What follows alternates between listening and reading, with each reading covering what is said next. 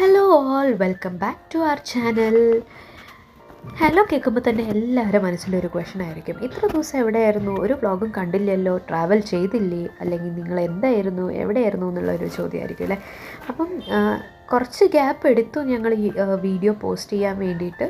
പക്ഷേ കുറച്ച് എഡിറ്റിങ്ങും കാര്യമൊക്കെ ആയിട്ട് ഒന്നുമില്ല, ഒത്തിരി വർക്ക് ബിസിയും കുറച്ച് കാര്യങ്ങളും ഫങ്ഷൻസൊക്കെ ആയിട്ട് അങ്ങനെ അങ്ങോട്ട് തിരക്കിലായിരുന്നു.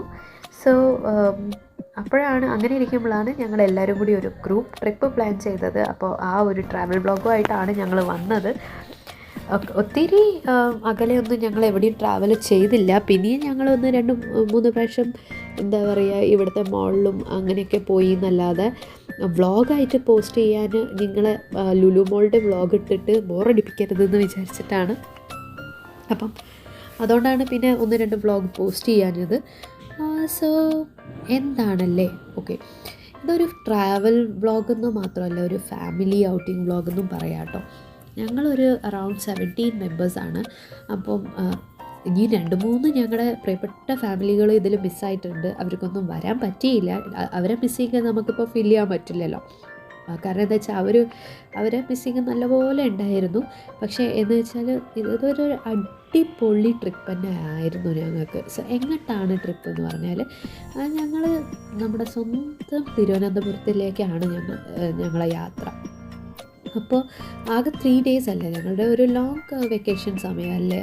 അതായത് പൊങ്കലിൻ്റെ ലീവ് കിട്ടിയ സമയത്താണ് പിള്ളേർക്കും പേരൻസിനും എല്ലാവർക്കും കൂടി എന്താ പറയുക, കസിൻസിനും എല്ലാവർക്കും കൂടി ഒരു ലീവ് കിട്ടിയ സമയം നോക്കിയിട്ട് ഞങ്ങൾ ട്രിവാൻഡ്രം പോയതാണ്. അപ്പം അതിൻ്റെ ഇതിനകത്ത് കുറച്ച് പേർക്കൊക്കെ ഇത് ആദ്യത്തെ എക്സ്പീരിയൻസ് ആണ്, ഫ്ലൈറ്റ് ബോർഡിങ് എക്സ്പീരിയൻസ്. സോ അതുകൊണ്ട് തന്നെ പിന്നെ 17 ആൾക്കാരുള്ളത് കൊണ്ട് ഞങ്ങൾ നേരത്തെ തന്നെ എയർപോർട്ടിലെത്തി. ബിക്കോസ് 17 ആൾക്കാരുടെ ചെക്കിങ്ങിനും കാര്യമൊക്കെ കഴിഞ്ഞിട്ട് ഇങ്ങനെ ഇരിക്കുമ്പോൾ അതൊരു സമാധാനം തന്നെയല്ലേ. പക്ഷേ കുറച്ചും കൂടി ലേറ്റായി പോയാൽ മതിയായിരുന്നു എന്ന് തോന്നി അവിടെ എത്തിയപ്പം. കാരണം എന്താ വെച്ചാൽ അവിടെ ഞങ്ങൾ ചെന്ന് എത്തിയ പാടെ തന്നെ കുറച്ച് നേരം, കുറച്ച് മണിക്കൂർ ഞങ്ങൾ പോസ്റ്റായിരുന്നു. പക്ഷെ ഒരു ഇത്തിരി പോലും ഉറങ്ങിയില്ല എന്ന് തന്നെ പറയാം. എല്ലാവരും എക്സൈറ്റഡും ആയിരുന്നു. എല്ലാവരും ഗ്രൂപ്പായി ഇരിക്കുന്നതുകൊണ്ട് പിന്നെ ഒരു പോസ്റ്റ് അടിച്ചു എന്നുള്ളൊരു ഫീലൊന്നും ഇല്ല തമ്മിൽ. പിന്നെ അതിരാവിലെ ആയിരുന്നു ഞങ്ങൾക്ക് ഫ്ലൈറ്റ്. അതൊരു 5:45 ടൈമിലായിരുന്നു. അപ്പം എന്നാലും എന്താണെന്നറിയില്ല, നേരത്തെ എണീറ്റ് കുളിച്ച് റെഡി ആയതിൻ്റെ ആണോ എന്നൊന്നും, അതിന് ഞങ്ങൾക്ക് ഭയങ്കര വിശപ്പായിരുന്നു. പിന്നെ ഞങ്ങൾ 1-2 സ്നാക്സൊക്കെ വാങ്ങി കഴിച്ചിട്ട് ഞങ്ങൾ ഫ്ലൈറ്റ് ബോർഡ് ചെയ്യാനുള്ള ടൈമായി. അപ്പോൾ ഒരു ഗ്രൂപ്പ് പിക്ചറൊക്കെ എടുത്തതാണ്. അപ്പോൾ ഗ്രൂപ്പ് പിക്ചർ എടുത്തിട്ട് ഫ്ലൈറ്റ് ബോർഡ് ചെയ്യാൻ കയറുന്ന സമയത്ത് കുറച്ച് പേര് ഇവിടെയും കുറച്ച് പേര് അവിടെയുമായിട്ട് സ്കാറ്ററായിപ്പോയി. അപ്പോൾ അതിൻ്റെ ഒരു കൺഫ്യൂഷനാണ്. പിന്നെ ബോർഡിംഗ് പാസ്സൊക്കെ ഒപ്പം പ്രിൻ്റ് എടുത്തതിൻ്റെയും ഒരു ടീമായിട്ട് അങ്ങോട്ടും ഇങ്ങോട്ടും കയറി.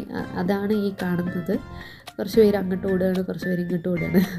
സോ പിന്നെ എന്താ പറയുക, എല്ലാവരും കയറി സെറ്റിലായി ഇരുന്നു. പിന്നെ അന്നത്തെ ക്ലൈമറ്റ് എന്ന് പറഞ്ഞാൽ ഭയങ്കര ക്ലൗഡി ആയിട്ടുള്ളൊരു ക്ലൈമറ്റ് തന്നെ ആയിരുന്നു. അപ്പോൾ തണുപ്പും കാര്യമൊക്കെ ആയിട്ട് ഇരിക്കുകയായിരുന്നു. പിന്നെ സീറ്റൊക്കെ നമ്മൾ ചെക്ക് ചെയ്യുമല്ലോ. അപ്പം ബുക്ക് ചെയ്യുന്ന സമയത്ത് അതൊക്കെ ചില സീറ്റ്സൊക്കെ ഓക്യുപ്പൈഡ് ആയിരുന്നു. അതുകൊണ്ട് 1-2 സീറ്റ് അകലെയാണ് കുറച്ച് കസിൻസിനും അവർക്കൊക്കെ ഇരിക്കാൻ പറ്റിയത്.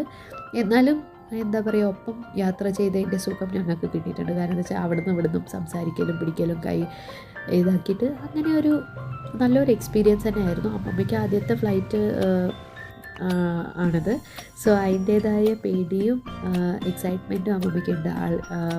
അപ്പോൾ അമ്മയ്ക്ക് ഇതൊരു സ്വപ്നം തന്നെ ആയിരുന്നു ഫ്ലൈറ്റിലൊന്ന് യാത്ര ചെയ്യണം. അപ്പോൾ ഒരു ആഗ്രഹം കൂടി ചെയ്യാൻ വേണ്ടിയിട്ടാണ് ഈ ഒരു ട്രിപ്പ് പ്ലാൻ ചെയ്തത്. അപ്പം ഞങ്ങൾ അങ്ങനെ സെറ്റിലായി. ഒരു 45 മിനിറ്റ്സ് ഫ്ലൈറ്റ് കഴിഞ്ഞതിന് ശേഷം ഞങ്ങൾ അവിടെ നമ്മുടെ സ്വന്തം തിരുവനന്തപുരത്തിലേക്ക് എത്തി. സോ കാര്യമൊന്നും അവിടുന്ന് ഞങ്ങൾ പ്ലാൻ ചെയ്തില്ലായിരുന്നു. അതുകൊണ്ട് അവിടെ ഒരു കട്ട പോസ്റ്റായി കുറച്ച് നേരം. ആ ഗ്യാപ്പിൽ എല്ലാവർക്കും വിശന്നിട്ട് വയ്യാതായി. അവിടുന്ന് ഞങ്ങൾ അവിടെ നിന്ന് തന്നെ ബ്രേക്ക്ഫാസ്റ്റൊക്കെ കഴിച്ചു. അപ്പം ഞങ്ങളന്ന് അടിപൊളി ബ്രേക്ക്ഫാസ്റ്റൊക്കെ കഴിച്ചു. പിന്നെ അപ്പോഴേക്കും